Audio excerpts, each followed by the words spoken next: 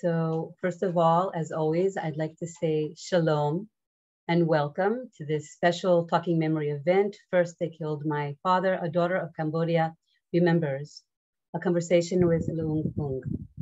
My name is Medine Shachar, and I work at the Ghetto Fighters House as a guide and as an educator. I want to welcome our global audience from all over the world, as you can see in the chat box, including our friends and colleagues from Holocaust museums and institutions and centers, academics and students from universities, historians, and our many, many friends who attend our Talking Memory series. A special welcome to the survivors, as always, and their families that are with us today. We want to thank everyone for their support and interest in our programs. And today's program is in partnership with our dear, dear friends at the South African Holocaust and Genocide Foundation and Classrooms Without Borders. And I just want to say that it is because of your support and your mission to raise awareness about genocides around the world that inspired the making of this program today. And before we start, some housekeeping notes. As always, the program will be recorded and available on the Ghetto Fighters House YouTube channel, and I'm sure our partners will also want to post a recording, and we will put a link to our YouTube channel in the chat box, and it'll be available within a few days. We have put everybody on mute in order to avoid unwanted noise during the program. But again, you can use the chat box to ask questions, to make comments. We will be taking a break for the Jewish holidays coming up in September, but we'll be back in October with a special three-part series on the Jewish community in the Netherlands during the Holocaust, inspired by the story of the De Zoti family and the recently released book, Invisible Years, of Families' Collected Account of Separation and Survival During the Holocaust in the Netherlands. The book was written by one of the descendants, one of the daughters of three sisters that survived by going into hiding during the Holocaust. And we'll send information and links to all the programs about the series soon. And now I would like to invite Yigal Cohen, the CEO of the Ghetto Fighters House, to give the opening remarks. Yigal?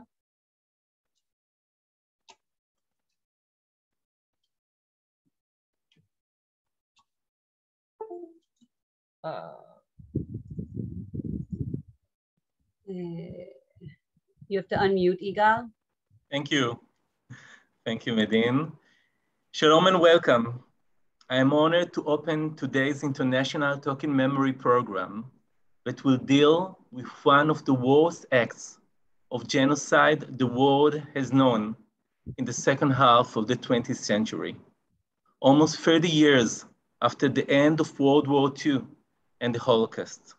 And though it seemed as if the world had learned from the most terrible war in humanity, especially the most powerful countries that brought the downfall of the Nazi regime, the United States and the Soviet Union, we discover that these same countries were involved in what was happening in Cambodia before and during the terrifying regime of Khmer Rouge.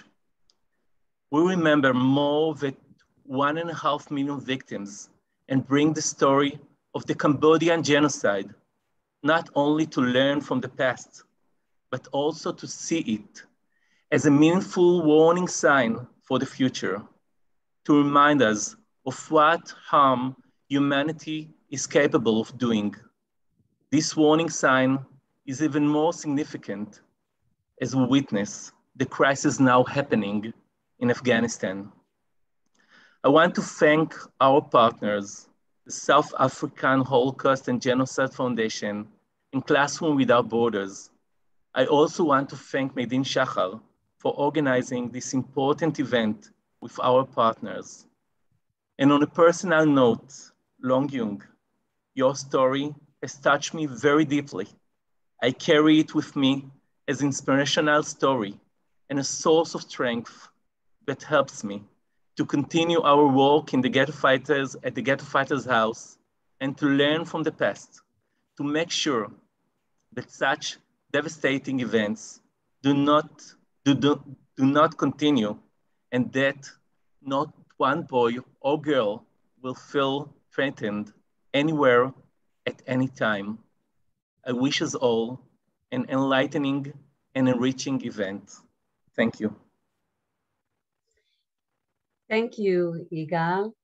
Today's program will be a conversation with Loung Ung. And when we were planning this program, it was clear to me that my dear colleague, Tali Nates, would be the best person to have a discussion with our special guest today. So I would like to introduce our two speakers today. First, Tali Nates. She's the founder and director of the Johannesburg Holocaust and Genocide Center and chair of the South African Holocaust and Genocide Foundation, one of our supporters tonight. She is a historian who lectures internationally on Holocaust education, genocide prevention, reconciliation, and human rights.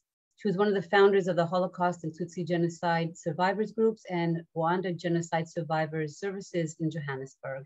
Born to a family of Holocaust survivors herself, her father and uncle were saved by Oskar Schindler, and unfortunately, as we know, the rest of her family did not survive. And Loung Ung is a best-selling author, activist, and co-writer of the Netflix original movie directed by Angelina Jolie, based on her memoir, First They Killed My Father, released in September 2017. In recognition of her work, the World Economic Forum selected Loung as one of the 100 global youth leaders of tomorrow. Loung was born in 1970 in Phnom Penh. By 1978, the Khmer Rouge had killed her parents and two of her siblings. And she was forced to train as a child soldier. And of course, Tali will be talking with her about her experiences. In 1980, she and her older brother escaped by boat to Thailand, where they spent 5 months in a refugee camp before relocating to Vermont through sponsorship by the United States Conference of Catholic Bishops and a parish in Burlington. 15 years after her escape, Ung returned to Cambodia and learned that 20 of her relatives had died at the hands of the Khmer Rouge regime. This realization compelled her to devote herself to justice and reconciliation in her homeland. Returning to America, Ung served as a spokesperson for the Campaign for a Landmine-Free World from 1997 to 2005, a project of the International Campaign to Ban Landmines, which was co-recipient of the 1997 Nobel Peace Prize. She has since made how many trips? Over 40 trips, I think, back to Cambodia, maybe more. Loung's memoir, First They Killed My Father, A Daughter of Cambodia Remembers, was a recipient of the 2001 Asian Pacific American Librarians Association Award for Excellence in Adult Nonfiction Literature. And it has been translated and published in many languages. She also wrote 2 more books, Lucky Child and Lulu in the Sky. A daughter of Cambodia reunites with the sister she left behind. Today, she has shared her messages of building resilience, healing from trauma, civic service, activism, and leadership across the world. Loung is the subject of an hour-long documentary for TV and was a contributing writer for the groundbreaking film Girl Rising, profiling 9 girls from 9 countries, including Cambodia, who are struggling against odds to achieve an education. And with these introductions to these 2 amazing, strong women, I want to give the floor to Tali Nates. Thank you so much, Medine. Thank you all for coming today. It's so heartwarming to see so many friends from all around the world joining us. And tonight we are going to learn together more about the genocide in Cambodia. But I thought before I start the conversation with Loung Ung to tell you a little bit, for those of you that are not familiar perhaps with some of the details of the harrowing events of the Cambodian genocide, to tell you a little bit about it. During the Cambodian genocide, about 2 million people were killed, anything between 1.7 to 2.2, and we don't know until today how many, in fact, were killed. They were killed, of course, by the Khmer Rouge regime between 1975 and 1979. What is really interesting, and many do not remember that, is that before its independence in 1953, Cambodia was a French colony. Also, what people do not remember is that during the Vietnam War, many thousands and thousands of Vietnamese refugees flooded into Cambodia, and that the US bombing campaign killed probably between 50 to 100 and 50,000 Cambodian citizens.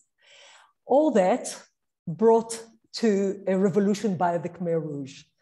And they were very well organized, led by Pol Pot. They took Cambodia in April of 1975. Within hours of invading Phnom Penh, the capital, they began removing people from their homes and instituting discriminatory policies to create its new communist paradise, democratic Kampuchea.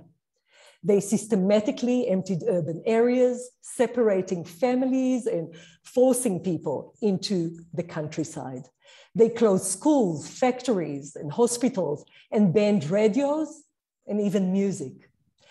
They attempted to create an agrarian society based on communist ideology and principles. And many people were considered class enemies or agents of imperialist powers.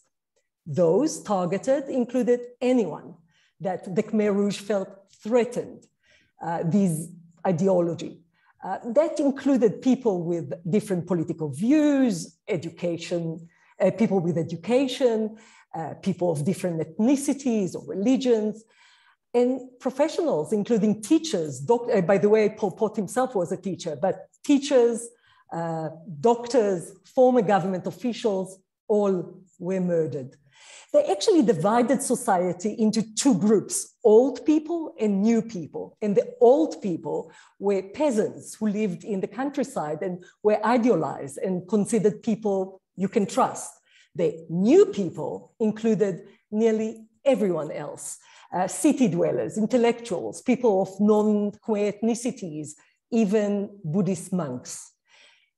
People who wore glasses, for example, or spoke a second language were targeted.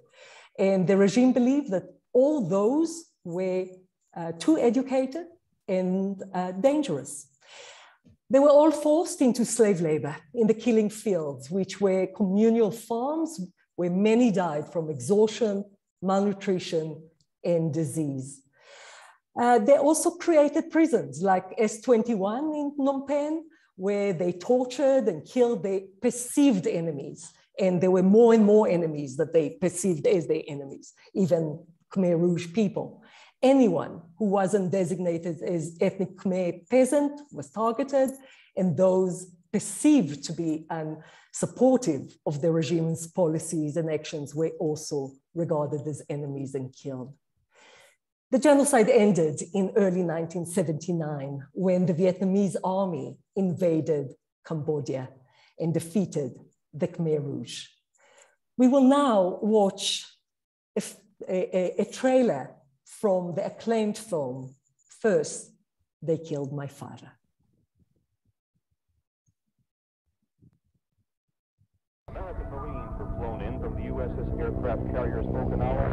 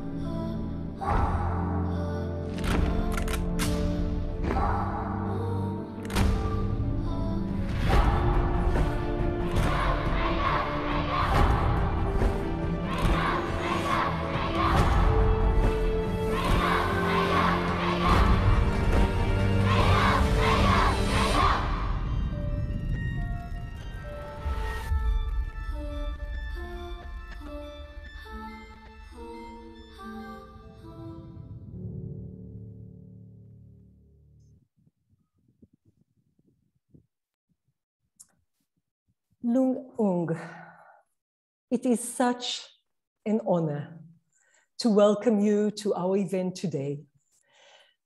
Hard to believe, we watched the little girl in the film. The little girl is you. Your book and film, First They Killed My Father, are so moving, like Eagle said, so touching. The film is available, by the way, on Netflix for those of you who have not watched it yet. And I really, really call all of you to try and watch the film. Tonight, we cannot wait to learn more about your life and about the process of writing of your book. And I would like to start by a quote from you, your words. The story was always there, and it wouldn't go away.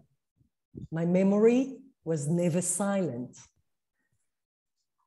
Loung, let us start at the beginning. Tell us a little bit about your childhood, about your family, growing up in Phnom Penh before the genocide.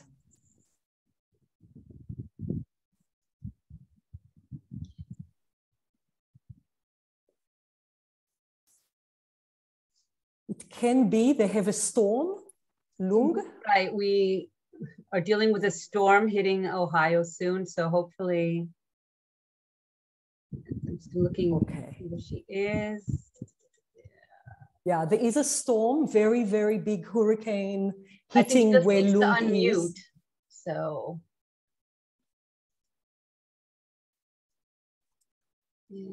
Yes, I think we've done it.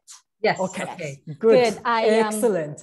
Apologies. I was trying to unmute and the unmute button wouldn't work. So welcome. We are so pleased that you joined us. Hopefully you heard my opening question. Would love you, first of all, good evening, good morning, good afternoon. I'm not sure where in what time zone you are, but very, very moving film, very moving book. Maybe get us a little bit into your family, your childhood, your time in growing up in Phnom Penh before the Khmer Rouge came in 1975. Thank you so much, everyone, and Mr. Cohen for that wonderful introduction, and Tally and everybody organizing this Talking Memory event, and for having me here. I have to say it is an honor and a privilege and very moving and touching to speak to people who know why this is important, why it is important that we share stories of survivals and resilience. And I have to also say that I have been so taken care of by you all and by your kindness and generosity of spirits that I'm not as nervous as I normally am when I speak to people. So I thank you for that. As where I came from, as you already shared, Tally, I was born in Cambodia in 1970. So it's a long time ago for some people, but sometimes it doesn't feel all that long to me, especially considering how young I was when all of that happened to me. I was only 5 years old when the soldiers came into my city. And until then, when I came into the world, I didn't know anything about the war. I didn't know about the civil war that has been going on in Cambodia since 1955 until the end of it in 1975 when the US left Vietnam and left Southeast Asia. I didn't know about the civil war that was part of the Second Indochina War, otherwise in the West known as the Vietnam War or the American War if you're in Vietnam. I didn't know about wars. I didn't know about Afghanistan and Mozambique and Angola and all these countries that were fighting wars in all of the world because I didn't need to. I came into the world to a father who was a military officer and a businessman, a military police person and a businessman, and therefore had a job that afforded us a lifestyle where I could go to school 3 times a day, 6 days a week with my 3 brothers and 3 sisters. And I came to the world to 3 brothers who were so cool, or thought they were, wearing their bell-bottom pants and listening to Elvis Presley music, trying desperately to grow Elvis sideburns. And to 3 sisters who I played with so loud and often that my father at times threatened to replace us with monkeys. Which, for those of you who've been to Cambodia, we have many, many, many monkeys. And so life was charmed. Life was where I spent my days with my family and going to school, even though I knew something was amiss.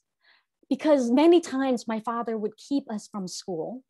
And many times my parents would whisper amongst themselves about in explosions that rocked or destroyed a market or in school, or having to have our families be careful about where we moved and where we went, or the influx of hundreds of thousands of IDP, internally displaced people coming in from the countryside, coming into the city to live. We knew something was amiss, but my parents kept us shelter from it, so I didn't know about the war.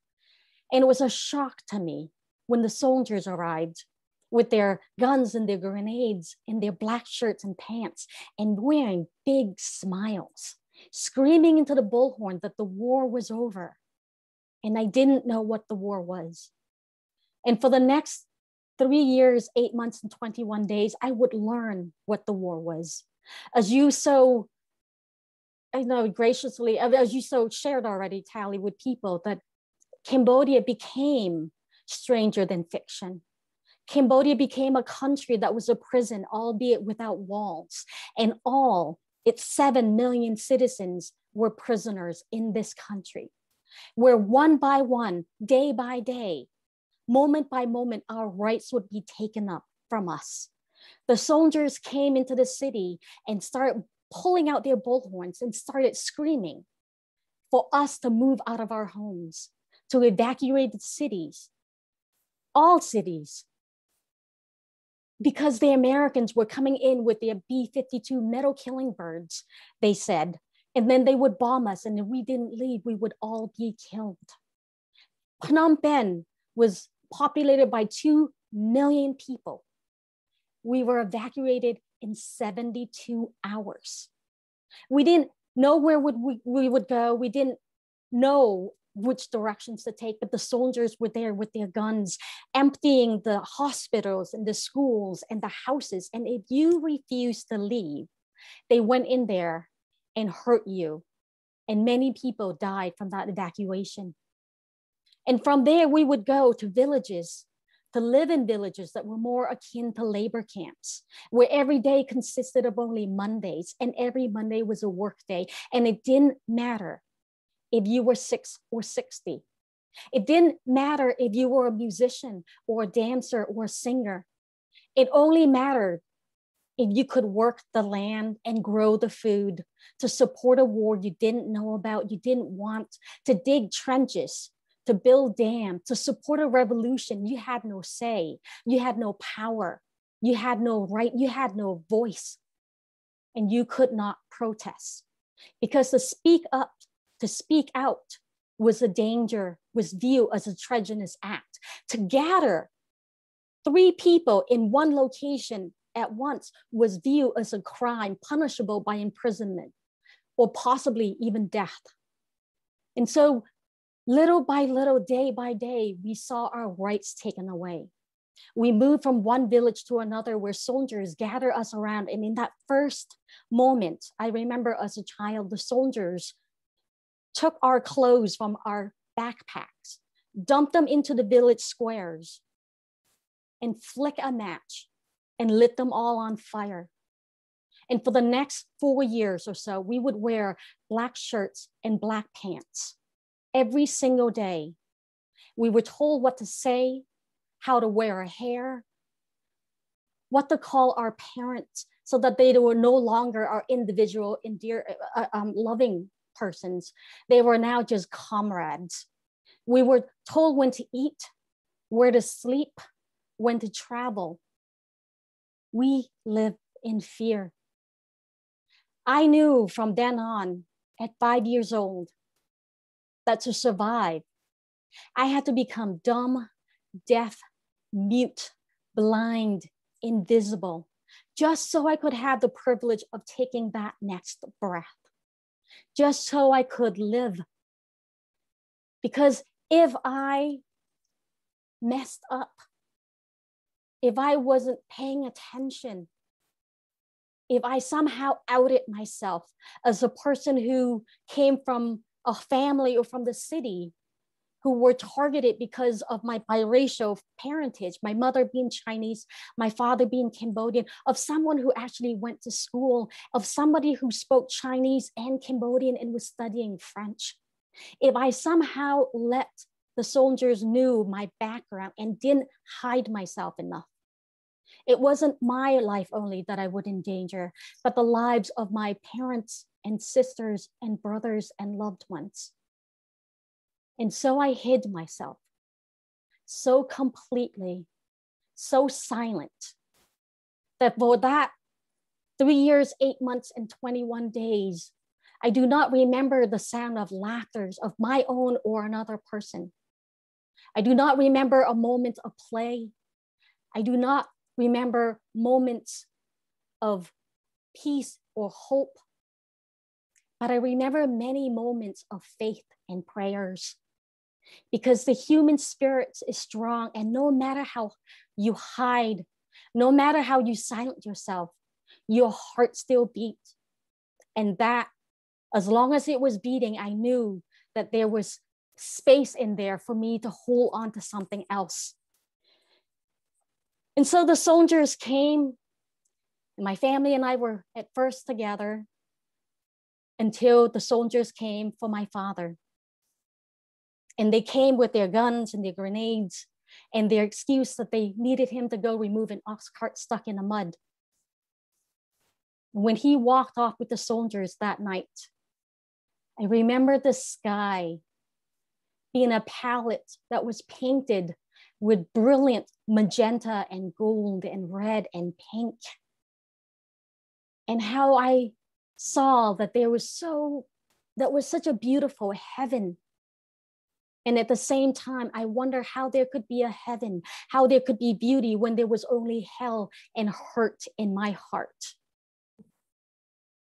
And still, I held on to hope that someday, one day, this war would end. When it did, on January 7th, 1979, I was 7 years old. I was 9 years old. And it would come too late for an estimator of 1.7 to 2 million Cambodians who would die from starvations, disease, hard labor, and executions out of a population of 7 million people. What would we do? I always ask American students who have read my book and speak to me. I wonder, what would a nation do where over a quarter of your population was to perish in a span of 4 years? How would you rebuild? Where would you go? Where would you find sanctuary for your heart, love for your heart, and your spirituality that had been so truncated and cut short by war? Where would you find these things again? And those are the things I have spent the last 4 decades searching and looking. Those are the journeys that I have spent the last 4 decades hoping to find again. Yeah, and it's such a journey, and this is the journey that I would like to unpack a little bit with you. And it's never easy. It's never easy, even after 40 years. It's the little girl is always there. The 5-year-old is always there. The terror, the trauma that we know today is the genocide in Cambodia. You didn't know that. You lived it. You didn't give it a name, as you said. So maybe can you reflect on the impact of the loss of your parents, your sister, or your family members? that loss, what impact did it have on you? What was the impact of the indoctrination on you? Because you also were part of that system of the Khmer Rouge of indoctrination. How do you deal with it? How do you deal with the trauma? How do you deal with the trauma over the years, and how do you deal with the trauma today? Yeah. For me, there was so many losses around the core loss of loved ones. There was, I lost my parents, 2 sisters, and 20 other relatives. And every day I feel the holes left by them. Every year I remember how I miss them, and at all the events, the birthdays, the college graduation, the day I walked down the aisle to marry my husband, all these moments of life that I wish my parents and sisters were there to share with me, I am reminded of the fact that they're not here. And then there were the larger loss of innocence in childhood and the anxiety and fear that was bred into my heart. The fact that in America, my friends every 4th of July did not cower in fear when the fireworks explode over their heads, and when they look at the fireworks at the fairgrounds or at the celebrations and eating their hot dogs and hamburgers and applauding how wonderful that was. What a great show. But for me, it wasn't a show. For me, fireworks also came with moments of flashbacks, of triggering war traumas, of thinking that the soldiers are back and the bombs are back. And why is it that the people in the fairground did not hear the screaming cries of that baby as the mother was trying to escape the bombings? And so those were the moments where I actually have to steel myself. I have to remind myself that I am safe, that physically and emotionally, that I am in a place where I can be safe. And yet, what of the sisters and the brothers and the families I left behind, who actually went on living in Cambodia long after I left it, in a country that was littered with millions of landmines, that until 1991, the Khmer Rouge was still in power, and that they were traveling and trying to grow food and trying to farm the land, where the soldiers were still coming into the villages and stealing bicycle, human life, and food. What of the siblings that I left behind? And so those were not things that I could leave behind. And then there were the larger, also even more than that, of the anxiety and depressions that I found myself having to deal through growing up, when my body turned from that of a young girl to a young woman. My mind also started reacting in a way where I thought I was either dead or dying, that my body was now remembering experiences that my mind was able to shut off. And then with that came the fear and the hate I was taught. After my parents were taken from me, I was sent to live in camps that were, for lack of a better word, where I was trained to hate, to hurt, to kill. They were child soldiers training camps, where the supervisors didn't teach me to be better leaders and to be critical thinkers and to be readers and to be friends. They taught me with guns half my body's height, a third my body's weight. And they told me that a weak person would not survive. And so I had this image and this belief that to cry meant that I would be seen and viewed as a weak person. And if I cried, I would not survive. And so I hardened myself. And they also taught that the world out there wanted to harm us pure revolutionary children, that the world wanted to hurt us, the Americans, the French, the Vietnamese, the foreigners. And for us to survive, we had to hurt them first. It took me many years living in America, seeing people coming toward me to tell myself that they meant me no ill, that people actually wish me well, that when people extend their hands to shake mine, that their hands were not hiding a knife behind their back to stab me with.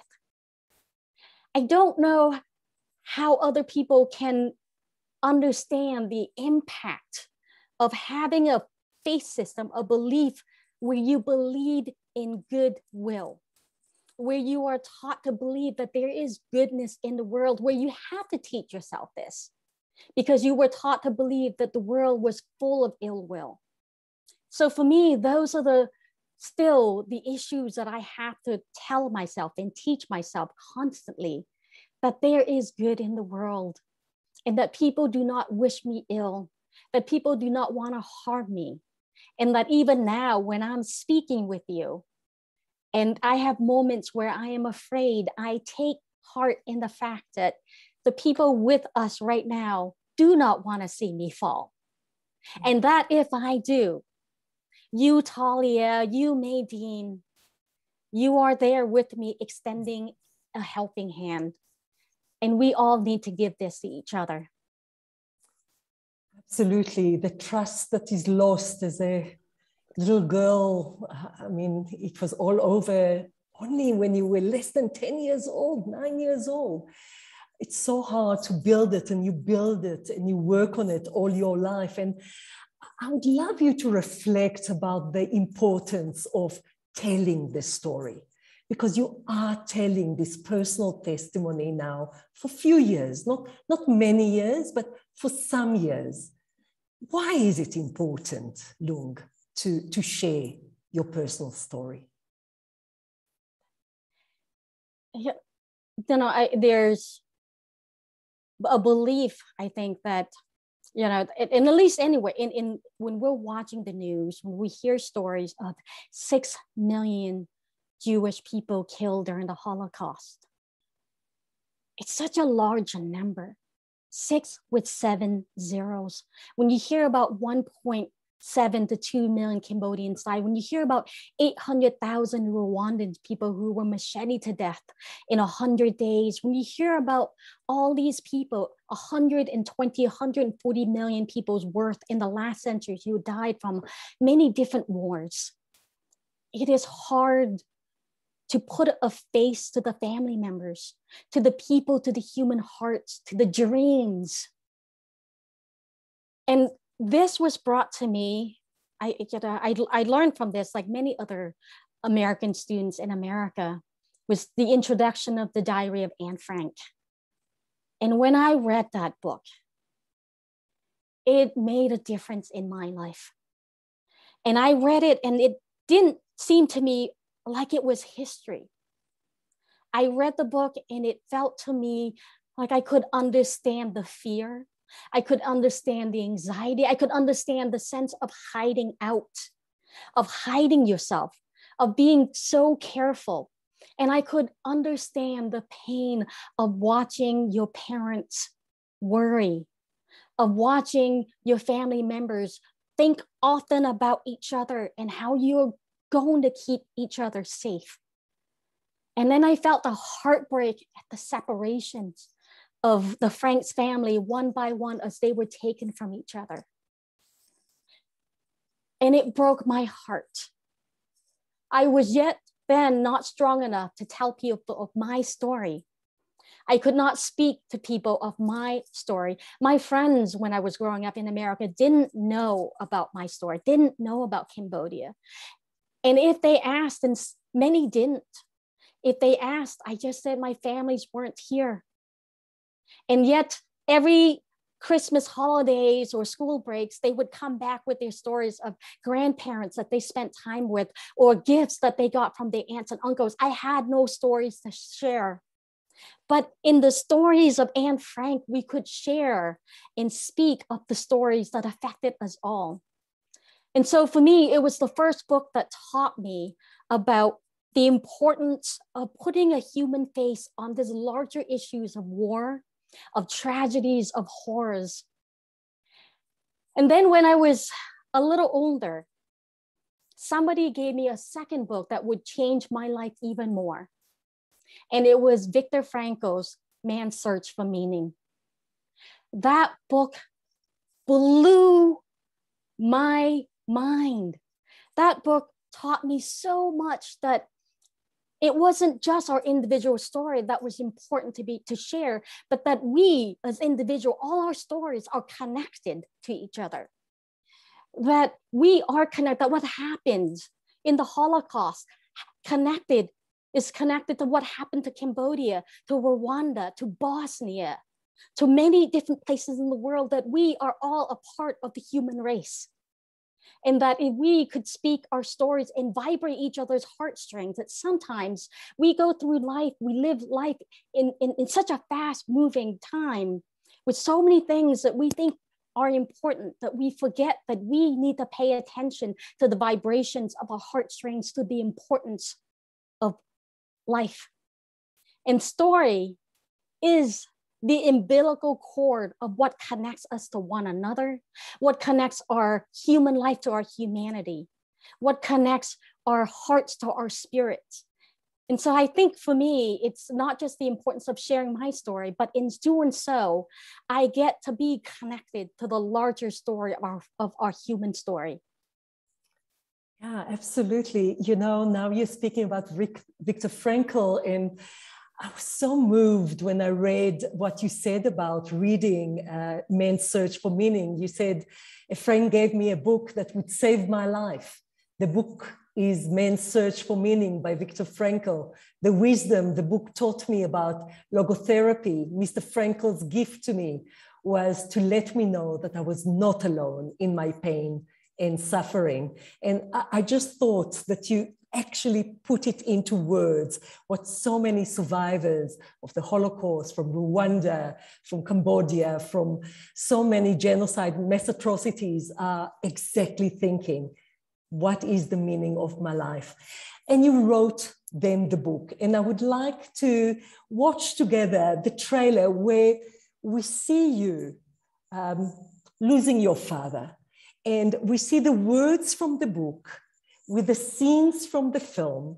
Just, it's a short clip of about a minute and a half. And just to see how the book and film are coming together. Let's watch it.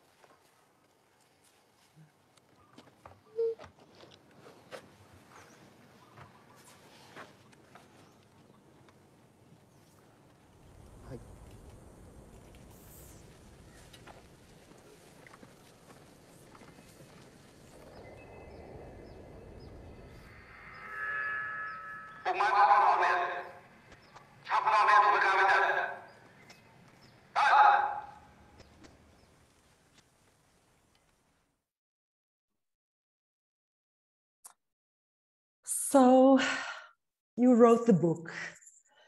First, they killed my father. I think 21 years after the genocide. How was that process for you? How was it also then to make the film?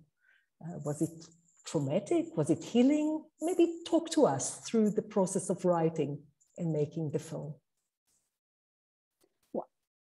When I read Viktor Frankl's Man's Search for Meaning, I started to do more research and learn the therapeutic benefit of logotherapy, of not just writing as a way to chronicle my life, but to actually delve into my history and my trauma. And so I started putting and started just writing into my journals and diaries. And it would be many years before I had the courage to turn the pages of my journals and diaries into a book. And for me, the process of writing the book was so therapeutic and cathartic. Because when you experience trauma, in my experience, in wars and anything that's painful to you, I think that the traumas and the pain exists like a dark clouds over your head constantly. And for me, it was as if the clouds followed me everywhere.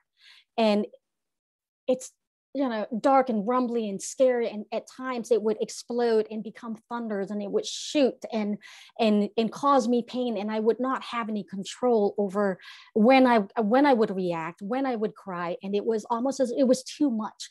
Writing was a process where I could, with my pen, poke it into the dark clouds of trauma and pulled one by one an experience, a story, a vignette that I could manage and describe that onto the pages and then have power over it. There is power in naming the things that you are afraid of. There is power in naming the things that haunt you. And so I would do that with my pen, solitary. And with making the film, it was a community of experience. It was an experience where it wasn't just mine alone, but where I was shared and where I would share it with 20,000 people who worked on the film. It was such a privilege to be in Cambodia, to work with 20,000 extras, Cambodian actors and cast and production designers and makeup artists and costume designers and musicians and all the people who were either descendants or survivors themselves of the Khmer Rouge Genocide. Now, I believe many of us here together know the benefits of being with people who've had a shared collective trauma, and you can, in a way, speak the same language. Having grown up in America, where I was speaking a completely different language of trauma to the people I was living with, to be in a place where I didn't have to speak my fears or my pains, but when I was on a movie set, and if I was having a moment, another Cambodian would be next to me. A hand would reach for mine. A palm would just be gently placed on my back. Somebody was with me all the time. And these were the people who themselves were traumatized and victimized and were survivors. And we were all there together with the same common goal of wanting our stories to be told. We all put our DNAs and our imprints onto the screens, onto the films, because we wanted people to know. That for me was so, it was such a gift. It was spiritual in a way. I went into making the film fearful of the moments that I thought would shatter me. And those were the moments where the soldiers took away my father, or when the bombs were exploding, or when the guns were raised at me. I was so afraid of these moments, as I was when I was a child. But as an adult going back, the moments that shattered my heart were not these, because I now have my voice. I have my allies, I have my support, I have my work, I have my belief in doing what is right in our world and fighting injustices. But the moments that I could not take back from the soldiers were when my parents and my siblings and all 9 of us sat down at a dinner table. And even though the people who sat down for dinners were actors playing my families and parents, I felt their presence. I felt their spirits. And my child's heart in that moment wanted nothing more than to sit back at that table with my families. As an adult, I also am so grateful that I could turn this moment to share it with people, to say to them, when you sit down for dinner, look around the table, see who you are sitting with, love them, see them, be there with them, put down your phone, because I would give anything to be in your position. I would give anything to just have one more dinner with my family. Oh, so beautifully said. And you speak about the almost reincarnation of the family through the actors and through writing the book and bringing voice to those that are so long gone. But one more thing that you do, and you do amazingly well, and it is so important, you educate the world about the genocide, because the world has very short memory. And you said, again, I'm quoting from you, as I tell people about genocide, I get the opportunity to redeem myself. I had the chance to do something that's worth me being alive. The more I tell people, the less the nightmares haunt me. So your books and the film assist in educating about the genocide. And maybe share with us, why do you think education is important about these trauma of the past? I think any education is important, but education about genocide and wars and traumas is so important, because we need to educate our young people about empathy and compassion and kindness and their powers, and that they have power to make a difference. We need to know and share with people that when something happens in Cambodia, when a genocide happened in Bosnia and Rwanda, that it affects our human heart. And all, behind the numbers, behind the politics, behind the guns and bombs, there is a mother who's not unlike your mother. There is a father who has similar dreams than the dreams that fathers around the world in places where they're not harmed dream for their children, to be safe, to be together, to be educated, to build a better life and create a better community and a better world for all of us. Through education, we not only learn about what happened in the wars and the traumas and the harm and the hurt, but I hope through the studying of genocide and hurt that you also see the love, the moments of courage and sacrifice, and the things in the heart that keeps us moving forward, and the hope that keeps us together, and knowing that we are dreaming of a different future for ourselves and our families. This is what education and what educating of what happened is all about, because we see the results. We know if we don't learn from our past, we will keep on repeating the mistakes we have made. If we don't know what happened in Cambodia, we will allow it to happen again and again and again. And yes, we cannot control all the outcomes, but we can make a difference to one individual, to one community, to one country, even if it's the smallest difference. That will reverberate and that will change. I was once one of hundreds of thousands of children who came out of Cambodia traumatized, but I am here today. I am here because somebody, somewhere in a church, in a place I had never heard of in Vermont, got together, form a committee to help a refugee family in Cambodia, my brother, my sister, and myself and I, and brought us to America. And then these group of people didn't leave us there. They came together and taught us how to shop in American grocery stores, which we didn't know how to do. And then they came, and Linda Costello came and took me to the library and helped me get my first library card, which changed my life again, because if I had my books, I was never bored. And then they came and walked me to school, the first time I'd been to school in 5 years.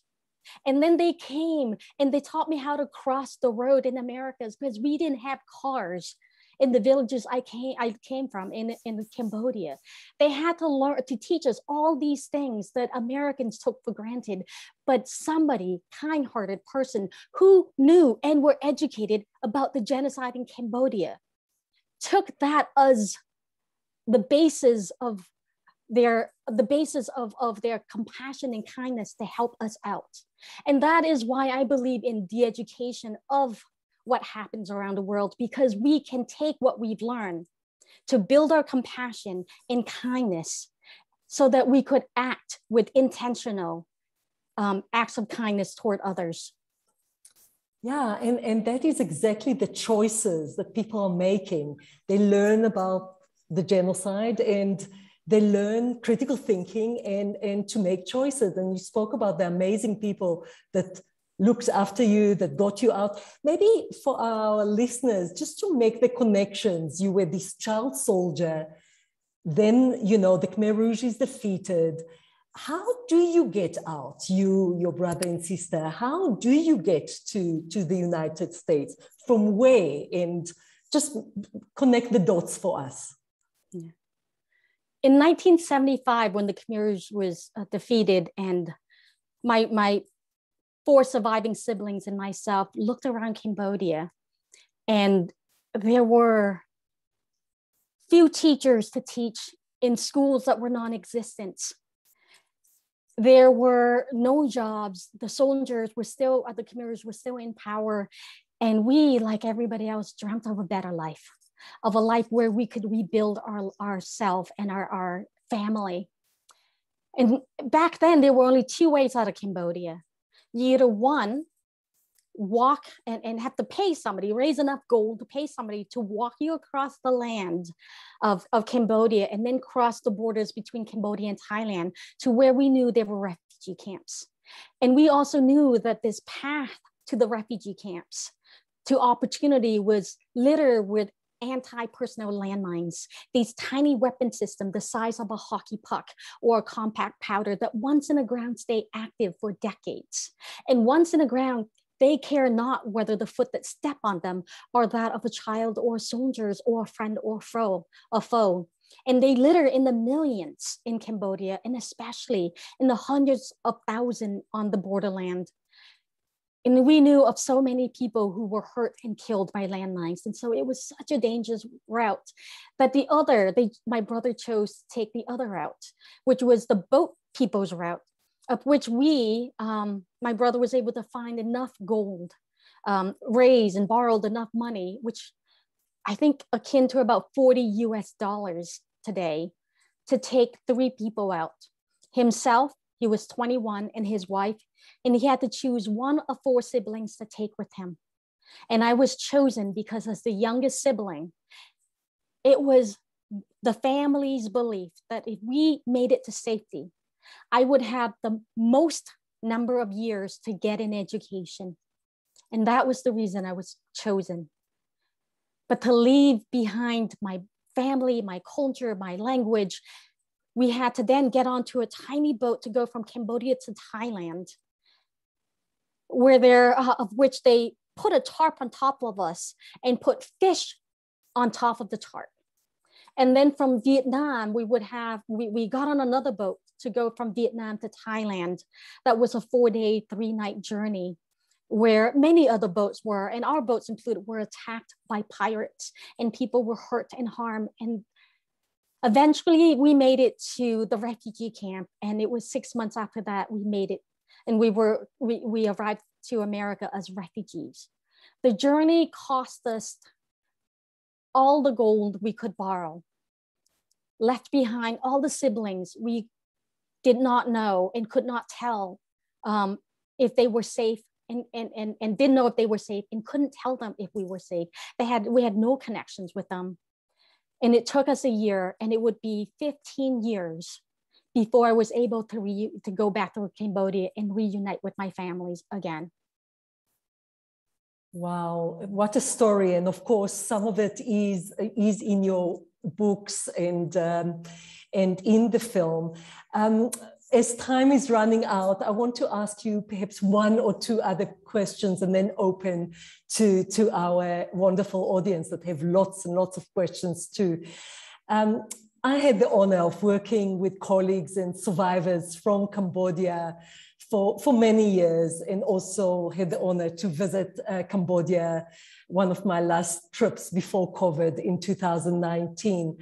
You visited, of course, at least 40 times after, and then making of the film there after the genocide. So can you reflect, do you think that the country, how is the country doing? Is the country still suffering from a collective trauma? Is education, is the justice process in the past years helpful? How is the country doing? 40 years after Khmer Rouge has ended, Cambodia is now still in a process of rebuilding. It is a country where we now have teachers who are teaching students again. And just in the last 10 years or so, the Khmer Rouge Genocide are now being taught in schools and in high schools. Before that, it wasn't being taught. Cambodia is a small country with a population of 15 million people strong. We have gone through a collective trauma together, and we are still working to rebuild our infrastructures, our healthcare, our civil service, and our governance, the government in Cambodia. We have, my sister and brothers and many uncles and aunts and nieces and the second and third generations now of the Ungs are now growing out of the ashes of war. It is, tourism is very strong. The last couple of years has been very difficult. I have not been to Cambodia in 2 years because of COVID. Before that, I've been going back to Cambodia at least once or twice a year. And I've made, I believe, 45 plus 50 trips back since. And it just broke my heart that I was not able to go back to Cambodia the last 2 years. And from what my sister is saying, that they are surviving, they are struggling and to get vaccines to be safe to travel. And as a whole, I think the country is still really struggling. In 1997, the Cambodian government went to the United Nations and asked for their help to create a tribunal to put on trial the Khmer Rouge leaders for war crimes, crimes against humanity, and genocide.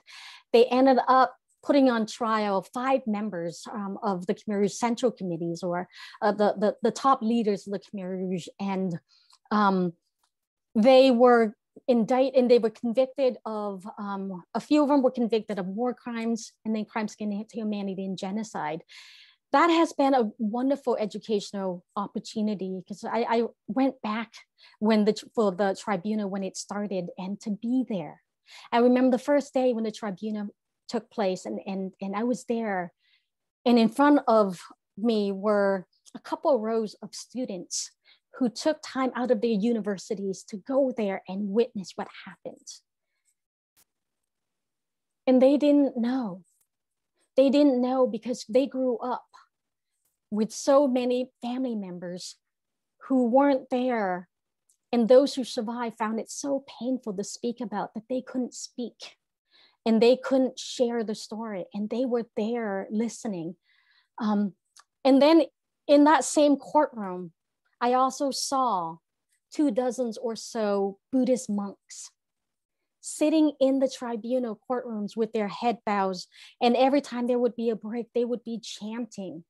And they would be chanting and blessing the spirits and the souls. And I just thought this, in addition to the issue of justice, which to me, there will never be a tribunal. There will never be any amount of people who were indicted or convicted or put on trial who were found guilty. There will never be, for me, a tribunal that will make up for what happens. But with education, with faith, this is where we can rebuild ourselves with the education for the future, and the spirituality and our Buddhist monks for our past, and to heal our past. And for me, that is actually more important in many sense. Yeah, and actually it is the EEEC tribunal is in the news at the moment because there is an appeal process of one of those perpetrators. And Yeah, I really, really believe in your voice for education, and as an educator myself, of course, your words are very strong in my heart. Maybe last question before we open to our audience. I'm sure everyone wants to know about your life today. Your resilience is inspirational.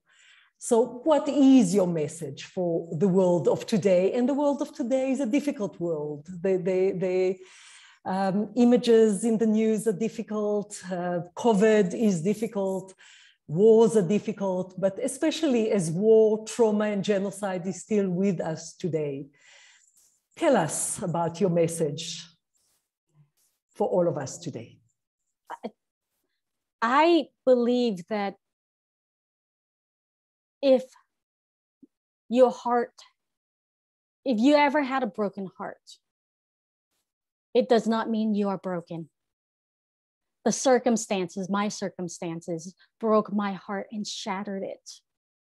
The war, in many ways, truncated my spiritual development and put me on a path for many years where I did not believe.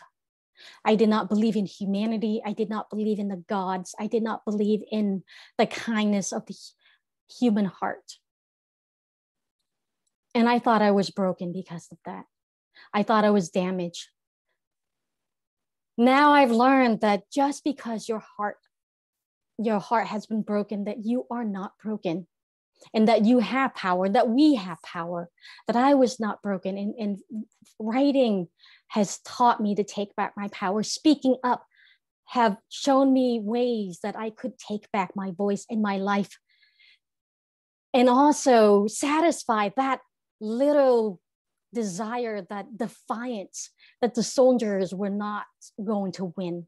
They were not going to silence me, that they were not going to make me afraid, that I was going to, with my pen, with my work, with my voice, with my allies, with groups like yours, that I was going to make sure to negate their legacy. I was going to make sure and make it small their legacy of war and traumas, and make our legacy of peace and work and humanity much bigger than the darkness they perpetrated upon the world. I believe in this very strongly. I also believe very strongly that peace is not an entitlement, that peace is not a dream we wish upon the stars, that peace is not something we prayed upon and hope others will deliver it, that peace is not something we ask our government to deliver it, to work on it, or our friends and our neighbors to dedicate their life and their talents on it. That peace is not an entitlement, a wish, or a dream. Peace is rather an action. Many, many actions, whether it is in our community, in our heart, in our home, at our schools. Peace is many, many actions committed, strategized, worked on by all of us. Whether we wake up and decide one day we will be kind, and today we will educate ourselves and each other. Today we will extend our helping hand and help somebody else rebuild a better life. Today we will learn more about other people. Today we will make a donations to groups that we believe in, whose work we know makes a difference. Today, we will not sit and be silent and be still. Today, we will make a difference because we can. It is our strongest power. It is the power to make a difference in every which way, whether as a mother, a daughter, a sister, a musician, a baker, a dancer, a writer, an activist. We need to all be involved in this work of making peace, because this is the only one world we have. And if we don't make peace on this world, where are we going to go? Where are we going to live? Therefore, we need to make this work for us. And when we do this work of making peace in whichever beautiful way, in whatever authentic voice and abilities and time frame you have that fit for you, when we do this peace work, we not only change the lives of people we want to assist, we change ourselves. We showed those who've been harmed and hurt that though they have seen and witnessed the worst of man's acts of inhumanities to man, we can show them examples of the best acts of man's humanity to man. And that absolutely will make a difference. And it has. Absolutely. And with these words, I see you again as this little girl, this 5-year-old that started this journey, this impossible journey of war, of loss, of trauma, of education, of learning, of growing. And again, I'll quote from you, Loung, and I'll say your words: "The war child urges me on, gives me strength, and inspiring me to live life to the fullest." And I think you inspired us all today to do a little bit more, dedicate a bit more to make this world of ours a better place, because of course, as you said, it's not aliens from out of space that will come and put a magic wand that will fix us all. It is us that need to do the fixing. So thank you so much for sharing with us a little about your life. And thank you for inspiring us all to do more. And with that, I'll give to Maydeen the floor to open the many questions from the floor.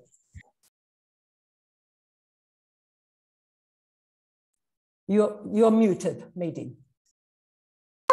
Okay, now I'm unmuted. Again, I want to say thank you to Loung Ung for opening up your heart.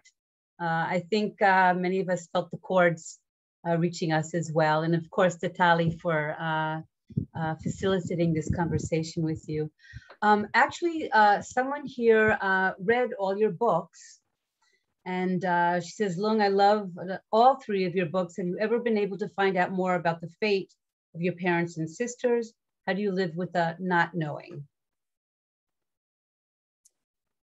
What your eyes don't see, your mind makes up many scenarios.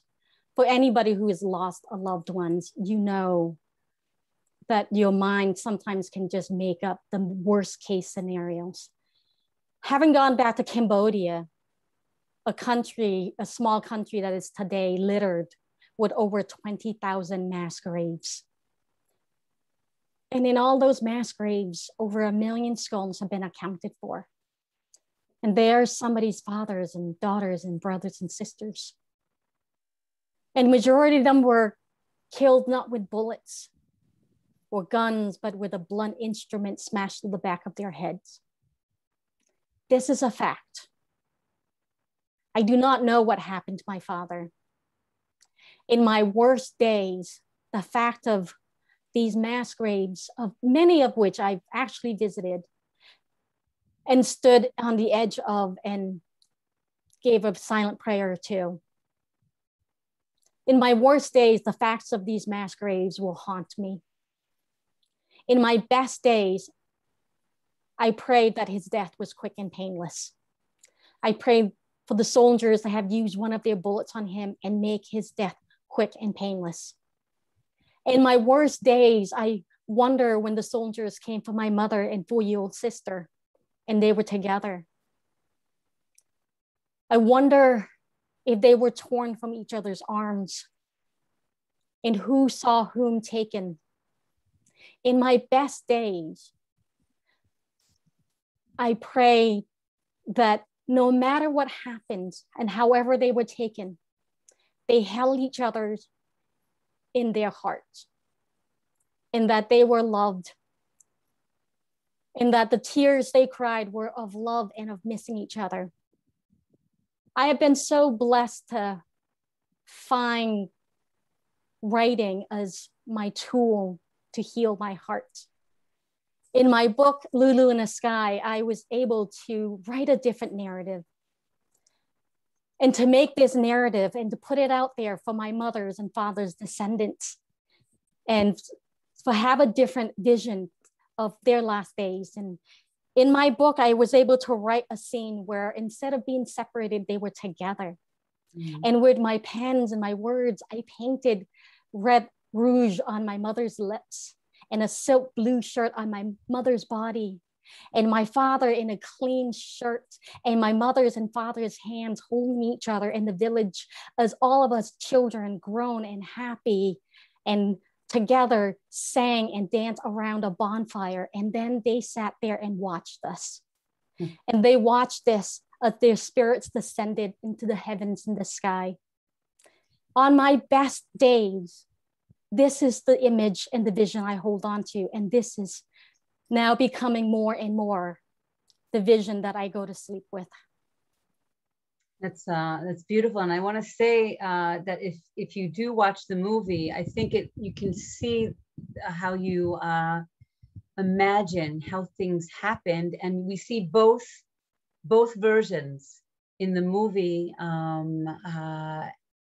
to show how you deal with this loss, that there are two roads you can take, and apparently you go down each one at different times, and you just have to go with the road and finish the way, and maybe take the next one the next time. And I think it's a wonderful way of kind of dealing with this loss when you really don't know.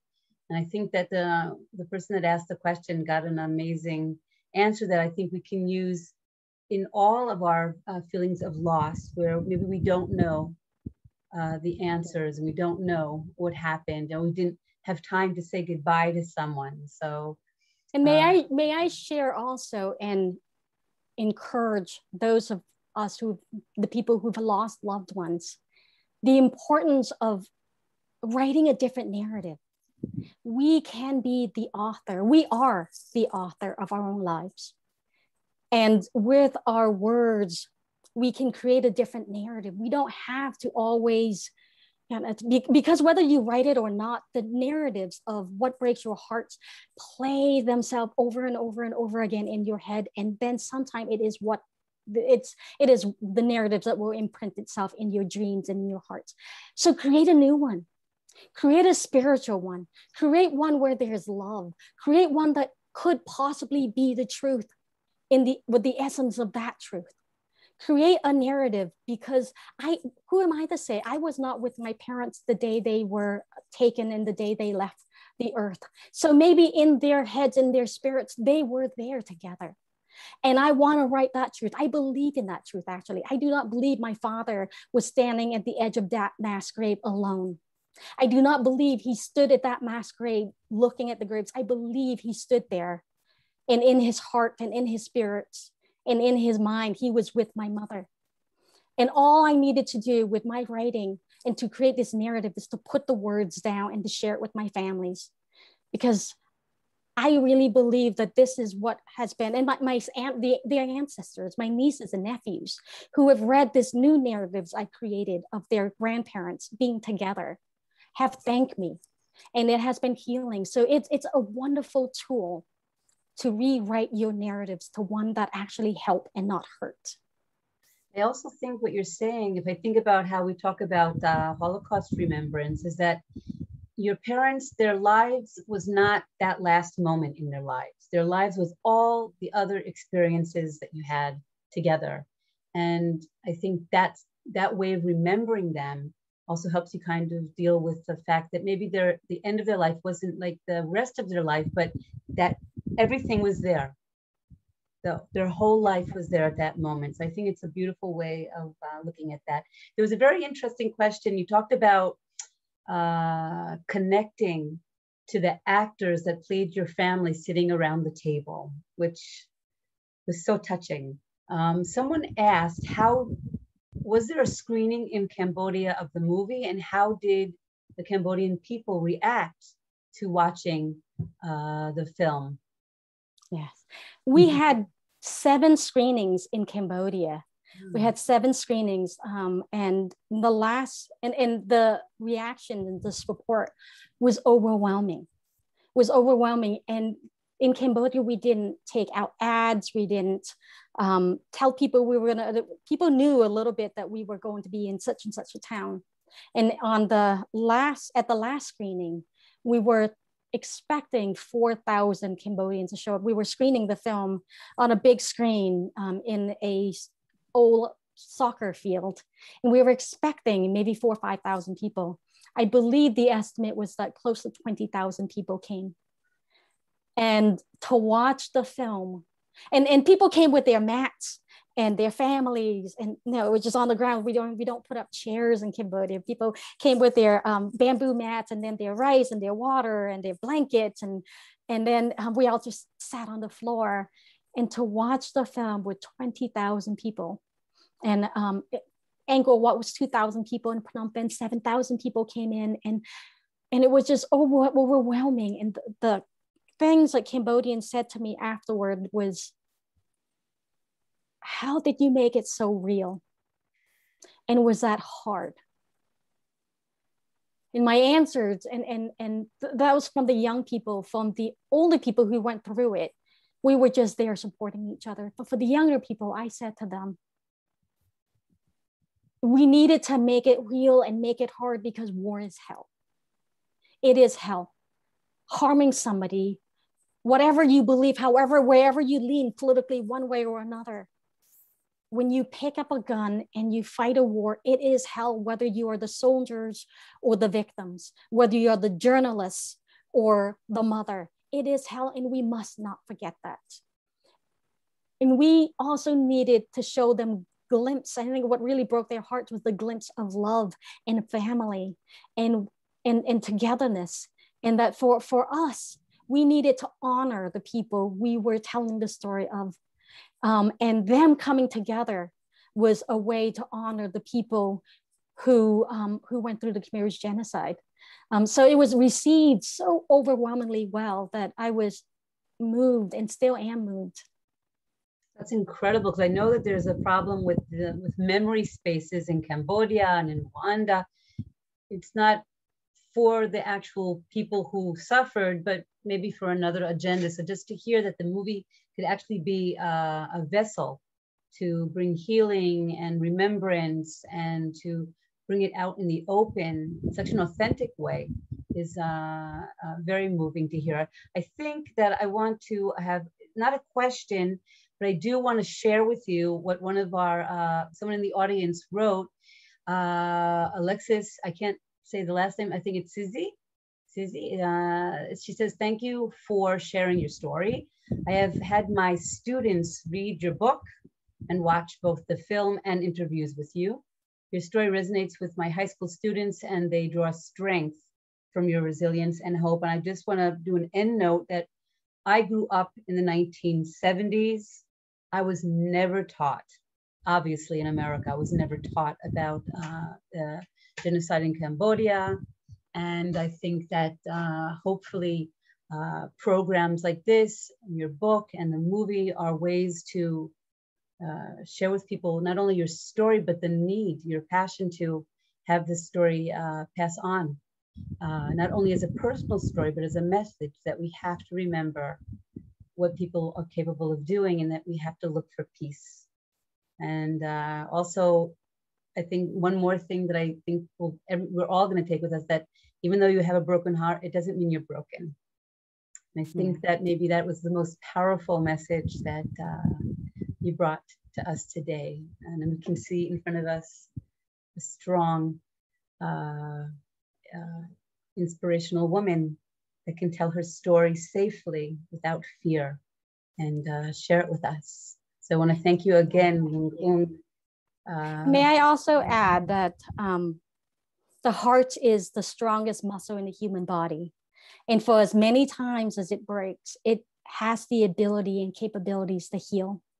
With that said, that we are all, none of us got here on our own, that we are here because of each other and the empathy and compassion and kindness given to each other. And that even today, the strength I have has also, it's made stronger because of support Nadine and Tally and everybody involved in this have done so well to be kind to me. And I keep bringing this point because I just think it's so important that sometimes we devalue what we do for each other. Sometimes we look at how the world is changing and who are the agents of change in our world.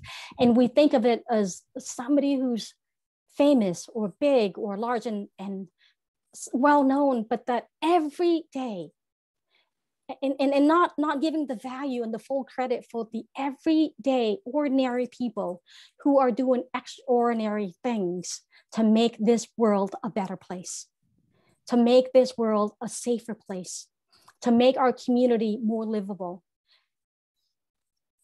I, right now, can think of so many people who helped me to be here. And for this, every time I think, I hear and I'm grateful for your kind words. Every time I hear this, I just want to thank all the people who helped me to be here. Mm-hmm. Every time I hear people say that I am strong, I want to thank Maya Angelou for her book, I Know Now Why the Caged Bird Sings. Every time somebody say, I am so grateful you're speaking, I want to thank Anne Frank for her diary.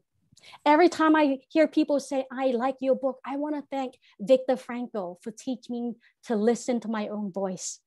And so all of us need to value that what we do for other people will affect their life in their ways, in their days, in ways we don't know, and from people we may never ever meet. But I am still very grateful to all of them. Absolutely. Thank you so much. And if you're already saying thank you, I also want to say thank you again, first of all, to our amazing audience. I will send you the chat because there's some incredible things being said there. We don't have time for so many responses, but also to thank our partners for today's program. As you said, Tali Nates, but also the South African Holocaust and Genocide Foundation. We have representatives from the two other Holocaust museums as well, and also Classrooms Without Borders.